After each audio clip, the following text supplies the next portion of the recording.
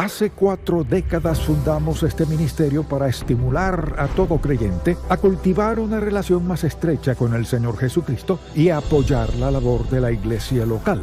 Dios no solo está enviando gente, nos ha dado los medios de comunicación, la radio, la televisión, para que podamos llevar el Evangelio a todos los países del mundo cada día. Ministerios en Contacto. Celebramos 45 años de la fidelidad de Dios.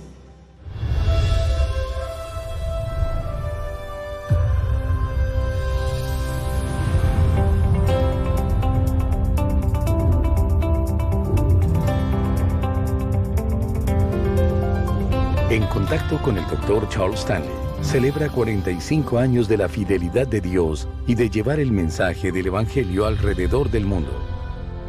Hoy, en el programa En Contacto, de rodillas somos más altos y más fuertes. En la vida se nos presentan toda clase de problemas y a veces no sabemos cómo responder. Decimos, Señor, ¿dónde estás en medio de todo esto? ¿Por qué no haces nada? A veces pensamos, Señor, si en verdad me amaras, no permitirías que me pasara esto, o si en verdad me amaras, no indicarías qué hacer en este momento en mi vida. En ocasiones estamos confundidos, no sabemos qué hacer. Pero hay una cosa que siempre debemos hacer en cada ocasión, sin excepción. Y de eso quiero hablar en este mensaje. Porque hay un libro en la Biblia que habla de lo que debemos hacer lo propicio en cada ocasión. Así que le invito a buscar el libro de Nehemías. Quizás piense, ese es el profeta. ¿Cómo sabremos qué es lo propicio en cada ocasión? Lo verá en un momento. Permítame darle un poco del trasfondo.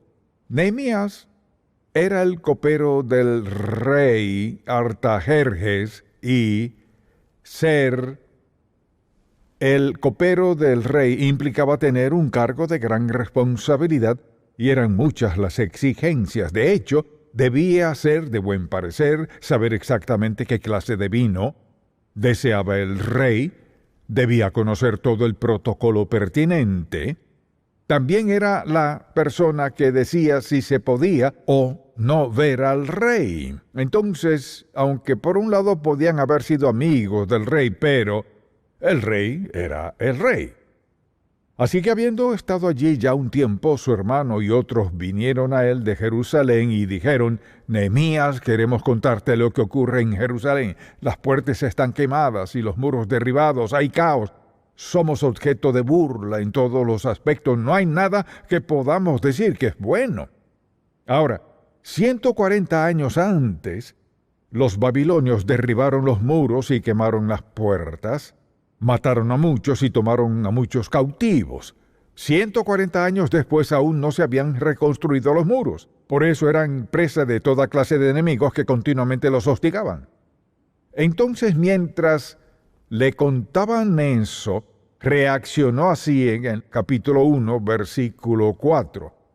Cuando oí las palabras, me senté y lloré, e hice duelo por algunos días, y ayuné y oré delante del Dios de los cielos. Y dije, te ruego, oh Jehová, Dios de los cielos, fuerte, grande y temible, que guarda el pacto y la misericordia a los que le aman y guardan sus mandamientos. Esté ahora atento tu oído y abiertos tus ojos para oír la oración de tu siervo, que hago ahora delante de ti día y noche por los hijos de Israel, tus siervos. Confieso los pecados de los hijos de Israel que hemos cometido contra ti. Sí, yo y la casa de mi padre hemos pecado. En extremo nos hemos corrompido contra ti y no hemos guardado los mandamientos, estatutos y preceptos que diste a Moisés tu siervo. Acuérdate ahora de la palabra que diste a Moisés tu siervo, diciendo, si vosotros pecares, yo os dispersaré por los pueblos. Pero si os volviereis a mí y guardareis mis mandamientos y los pusiereis por obra, aunque vuestra dispersión fuere hasta el extremo de los cielos, de allí os recogeré y os traeré al lugar que escogí para hacer habitar allí mi nombre. Ellos pues son tus siervos y tu pueblo, los cuales redimiste con gran poder con tu mano poderosa. Te ruego, Jehová, esté ahora atento tu oído a la oración de tu siervo, y a la oración de tus siervos, quienes desean reverenciar tu nombre. Concede ahora buen éxito a tu siervo, y dale gracia delante de aquel hombre, porque yo servía de copero al rey. Quizás se pregunte qué tiene eso que ver con saber exactamente qué hacer en cada ocasión. Tiene mucho que ver porque descubriremos algo en este libro. En todo el libro de Nehemías, cada vez que él se encontraba en una situación o circunstancia con problemas o amenazas, siempre que buscaba dirección sin falta, era un hombre que vivía de rodillas. O sea, aprendió el gran poder de la oración.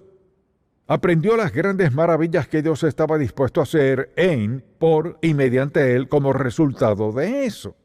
Al considerar todo esto, pienso en el principio que es muy evidente aquí, y es que de rodillas somos más altos y más fuertes. Con esto quiero decir que nuestro impacto es mayor y experimentamos más poder, fuerza y vigor para enfrentar lo que sea en la vida con éxito. Porque la oración es la herramienta selecta que Dios nos da para alcanzarlo, hablarle, rogarle y también recibir de Él. Pienso que una de las bendiciones más grandes que Dios nos ha dado no la valoramos, o digámoslo, no la usamos apropiadamente. Pero de algún modo, al observar la vida de Nehemías, él sabía cómo hablar con Dios, sabía dirigirse a Él, sabía lo que ellos requería. En este libro vemos que ocurrieron milagros asombrosos. Dice la Biblia que un día estaba afligido y se presentó ante el rey, quien le preguntó: ¿por qué estás triste? ¿No estás enfermo? Luego relata que cuando el rey le hizo esa pregunta, Nehemías oró a Dios. Oró antes de responderle al rey. Al escuchar cuán terrible era la situación, oró. Al estar frente al rey con la gran oportunidad de responsabilidad de responder a la pregunta, ¿por qué estás triste si no estás enfermo? También oró y le contó al rey cuál era la situación. No solamente se lo dijo, sino que luego el rey le ofreció: ¿en qué puedo ayudarte? A lo que él respondió: necesito madera y tantos materiales de construcción. Además, necesitamos protección para ir hasta Jerusalén sin ser atacados. Entonces el rey le concedió todo lo que Nehemías pidió. Fue algo realmente milagroso porque Nehemías era solo un copero.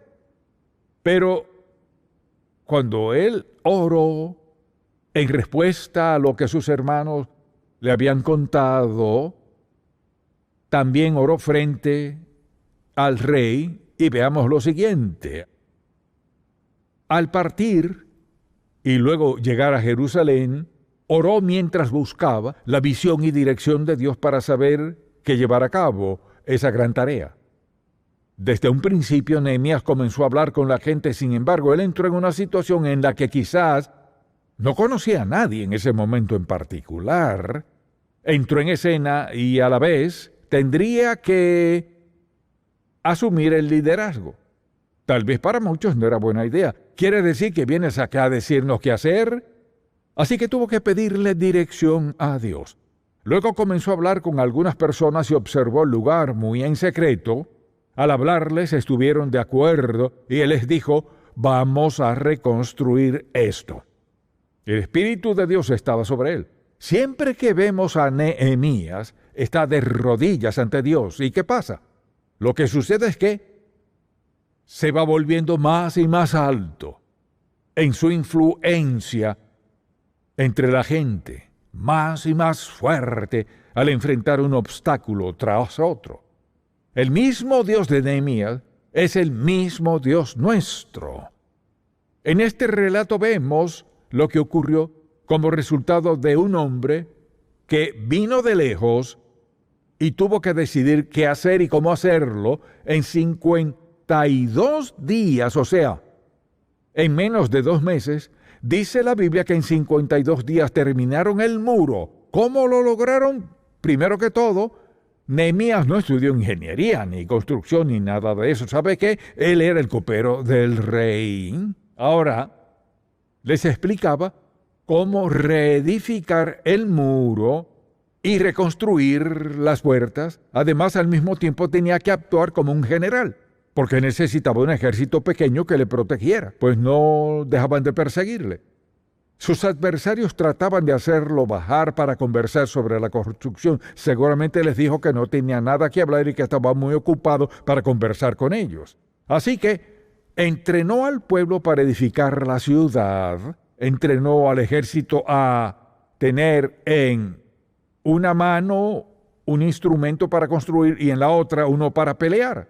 Realmente lo que sucedió en esos 52 días y en los días siguientes fue que pasaron de un caos total, del desorden, a la organización, prestos para pelear y defenderse, reconstruir los muros y las puertas. No solo arreglar su situación económica, sino sus relaciones unos con otros, comenzar a diezmar y adorar. Otra vez tuvieron un avivamiento.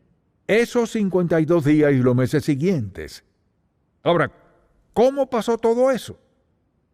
Un hombre que decidió vivir de rodillas llegó a ser más alto espiritualmente y más fuerte, no solo en su habilidad y destreza para unir a las personas, desafiarlas, corregirlas en las cosas incorrectas que debían confrontarse. Él sabía que no estaban bien.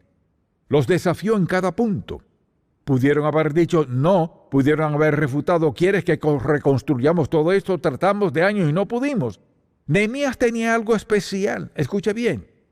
Puede haber algo especial en usted si tiene una buena relación con Dios. Dios podría usarle de una manera asombrosa, si usted se lo permite, si tiene fe en que Él puede hacerlo y si está a disposición de que Dios lo haga. Escucho bien, no nos menospreciamos a nosotros mismos, sino al poder de Dios en y mediante de nosotros. Nehemías era un ejemplo perfecto de lo que puede ocurrir ahora. Cuando pienso en sus inicios, él comenzó como copero del rey de rodillas ante Dios, y Dios empezó a actuar en su vida. Lo que quisiera hacer en este mensaje es mencionar varias cosas que en verdad ocurren al comenzar a orar seriamente delante de Dios y ver cómo Él actúa en nosotros. Quisiera que se olvidara del pasado, quizás diga, he hecho esto y aquello. Olvide todo lo pasado. Lo importante es qué quiere y puede hacer de ahora en adelante. Piense en lo que dijimos. Y es que de rodillas somos más altos y más fuertes en el alcance, efecto e impacto que tenemos en quienes nos rodean. Enfrentamos cualquier cosa con fortaleza y confianza al andar de rodillas ante Dios. Quizás diga, ¿quiere decir que debo arrodillarme cada vez que ore? No, pero deseo que escuche con atención. Hay algo especial al arrodillarse que marca una diferencia y sé que algunos no pueden hacerlo, pero la verdad es que no es tanto el arrodillarse sino orar, es hablar con Dios.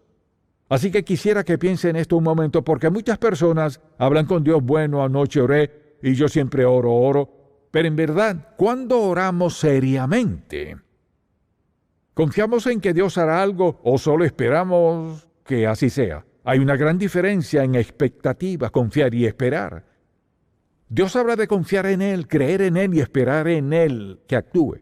Pensemos un momento en esto. Cuando nos arrodillamos o cuando oramos, lo que debemos hacer es reconocer que Dios no ha olvidado que Dios es el soberano del universo, o sea, que Él tiene control absoluto de todo, como lo dice en el Salmo A103. Jehová estableció en los cielos su trono y su reino domina sobre todo, todas las cosas, tiempos y lugares, todo. Escucha bien, si Dios no es el soberano del universo, ¿para qué orarle? Sabemos que hay muchas cosas que parecen ser imposibles. ¿Por qué orar a Dios si no creemos que sea soberano, en control y dominio total? ¿Por qué hablar con Él? Así que recordemos a quién oramos. No es el hombre allá arriba, como algunos lo llaman. O dicen, Dios hará esto y aquello por mí. Es el soberano Dios del universo. Aunque es Dios y es soberano, también es mi amigo. Pero mire, Dios puede ser nuestro amigo, pero nunca deja de ser el creador y nunca deja de ser quien gobierna el universo. Nunca deja de ser amo y Señor. A veces vamos a Dios en oración como si fuera mi camarada. Dios no es nuestro camarada, Él es el soberano, Dios del universo, el creador. Si notamos cómo Nehemías se dirigía a Dios, es interesante ver que cuando oraba, usaba las mismas palabras que, por ejemplo, usó Moisés en Deuteronomio al orar, la misma palabra que usó Daniel en el capítulo 9. Note lo que dijo. Al orar, te ruego Jehová, Dios de los cielos, amo, quien gobierna y reina, fuerte, grande y temible. ¿A qué se refiere Nehemías al hablar del fuerte, grande y temible Dios? Habla de la santidad de Dios, que Él es santo. Y me pregunto con qué frecuencia al orar pensamos, soy un ser humano pecador, hablando con el Dios santo. No es nada frívolo hablar con Dios Todopoderoso. No es un juego. Dios no es el hombre allá arriba. Él es el Dios soberano del universo. Así que se presenta ante el Dios Santo. ¿Y qué pasa? Lo siguiente que vemos es que comienza a confesarle a Dios su pecado. No solo los pecados de la nación de Israel, la oración de Daniel es similar. Habla de los pecados de la nación de Israel, pero notemos que Nehemías dijo, mi padre, hemos pecado contra ti, nos hemos corrompido a causa de nuestro pecado.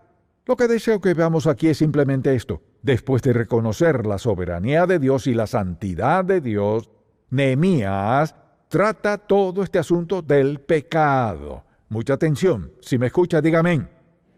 La pureza de corazón y el poder de Dios van unidos, entrelazados.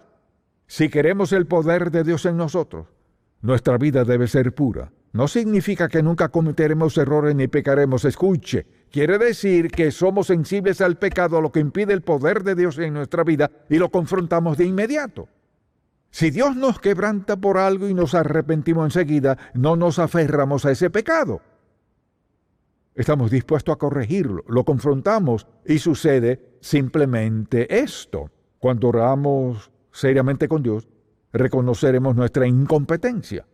¿Qué cree que debió haber pensado Nehemías cuando Dios dijo, Nehemías te envío a ti? Espera un momento. Te envío a ti. Quizás lo primero que pensó fue, en primer lugar, ¿quién soy yo? ¿Cuántas veces nos hemos preguntado lo mismo? ¿Quién soy yo? Moisés lo preguntó, todos los siervos de Dios lo han dicho, ¿quién soy yo? Y Dios tuvo su trato con él. Quizás piense, ¿quién soy yo? ¿Es pecado sentirse incapaz? No es pecado sentirse así. Sentir incompetencia es parte ¿de qué? De reconocer el gran poder de Dios, su santidad, que somos humanos, que somos pecadores, por tanto incapaces para hacer ciertas cosas que Dios requiere. Sin embargo, Dios nos conoce perfectamente. No podemos acobardarnos y decirle a Dios por qué no podemos hacer algo. Escuche bien, si Dios nos llama a hacer algo y decimos no puedo hacerlo, ¿qué decimos con eso? ¿Que Dios cometió un error? Insinuamos que Dios no conoce toda la situación, que Dios no nos conoce como nos conocemos nosotros mismos, pero ¿no cree que eso es absolutamente absurdo? Dios nunca nos llamaría a hacer algo sin capacitarnos. Por eso envió al Espíritu Santo. El Señor Jesús le dijo a sus discípulos que se quedasen en Jerusalén y esperasen hasta ser revestidos con poder de lo alto. Es decir, todo creyente desde el día de Pentecostés hasta el día de hoy, todo aquel que ha aceptado a Jesucristo como su Salvador, ha sido revestido, hecho morada, fortalecido y equipado por la presencia del Espíritu Santo. Así que no hay tal cosa como un creyente que no pueda hacer lo que Dios le pida si está dispuesto a obedecerle. Así que sentirse incompetente era parte de lo que Nehemías tenía que pasar. Pero escuche, me encanta esto. ¿Por qué Dios permite que seamos incompetentes? Para atraernos a Él. Mientras más sintamos nuestra incompetencia, que más oraremos. Hay una bendición en sentirnos incompetentes. Podemos ir a Dios y decir, Señor, tú sabes que no puedo hacerlo sin ti. Te necesito. Debo tener acceso a tu gran poder en mi vida para lograr hacer esto. ¿Por qué fue tan alto y tan fuerte Nehemías? ¿Por qué lo seguían? ¿Por qué sucedieron milagros? ¿Por qué fue un hombre que fue copero, esclavo, por así decirlo, aunque con un buen cargo, pero ahora le enviaban a hacer algo que no pensaría que podía hacer? Pero fíjese, quizás alguien diga, ¿me siento incompetente? Si creo que esto es lo que Dios quiere que haga, entonces le pregunto esto, ¿piensa que Dios le llamaría a hacer algo y luego separarlo de eso? Si deseamos que Dios conteste nuestras oraciones, esto pasa. No solo debemos reconocer nuestra incompetencia y limpiar nuestro corazón, sino también debemos estar dispuestos a que Dios nos use. Si dice, oh, no, ¿por qué no? No podemos decir que Dios no nos ayudará. No sé cuántas oraciones conteste Dios si no estoy dispuesto a ser parte de la ejecución de la respuesta. Cuando nos arrodillamos, recordemos también que al orar de rodillas tenemos el privilegio de experimentar, escuche bien, de experimentar el poder divino, poder del Espíritu Santo, el poder que nos faculta. Él no nos da poder a la ligera. Lo que necesitamos, Dios hará que sobreabunde en nuestra vida para facultarnos, para hacerlo. No existe un don nadie, no existe una persona inútil. Sea quien sea usted, le digo, Dios tiene un lugar para usted. Si clama a Él, Dios oirá y contestará su oración. Porque Dios no quiere que perdamos el tiempo y la influencia que podemos tener en otros. Entonces, al ver lo que sucedió en la vida de Nehemías, él sintió todo esto, pero también experimentó el poder de Dios. Mire, Dios quiere que se vea a la luz de quien Él ve en usted, el potencial que tiene, lo que puede hacer, no en su propia fuerza, como lo vemos dicho una y otra vez en este mensaje, sino en el poder del Espíritu de Dios. Escuche, de rodillas somos más altos, nuestra influencia es mayor, experimentamos más poder, fortaleza y vigor en nuestra vida para enfrentar toda y cualquier situación. Esa es la clave, es la fuente, es la dirección, es el plan y nunca habrá un plan mejor que ese. Ahora la pregunta es, ¿qué se supone que debamos hacer al respecto? Comencemos a orar de rodillas y a pedirle a Dios que en primer lugar nos perdone por olvidar que Él es Señor amo y soberano. Al pensar en todo lo que logró Nehemías, ¿acaso fue gracias a su educación? No. Entonces, ¿qué fue?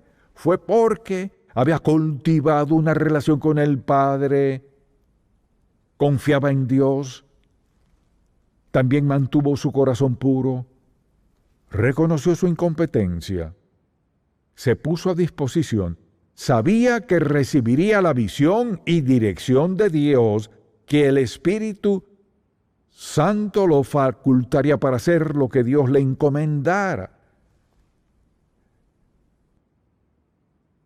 Si Dios le dijese hoy, te facultaré para que hagas lo que sea, ¿qué quieres hacer? ¿Qué sería? Si Dios le diese a escoger, ¿qué sería? Permítame decirlo de esta manera, tras haber escuchado este mensaje y escuchado la verdad, lo que dice Dios, usted tendrá que resolverlo. Hay quienes tienen muchos dones, talentos, destrezas, pero nunca han pensado en servir a Dios, solo piensan, bueno, haré lo que pueda en la vida. Pídale a Dios que se lo indique. Dios ha invertido en usted. ¿Sabe cuál es su mayor inversión en usted? Mire la cruz. Esa es su mayor inversión. Dios envió a su Hijo Jesús a la cruz a morir por nuestros pecados, ser posible que seamos perdonados de nuestros pecados y que tengamos una relación estrecha con Dios. No solo eso, sino que mora en nosotros su Espíritu y ser usados por Dios. ¿Acaso tenemos derecho a negarnos a Dios? No. Entonces pregunto, ¿qué haría al respecto? ¿O lo pensaré? No. Es necesario más que solo pensar en esto, porque ¿sabe qué pasa? Somos responsables de lo que escuchamos.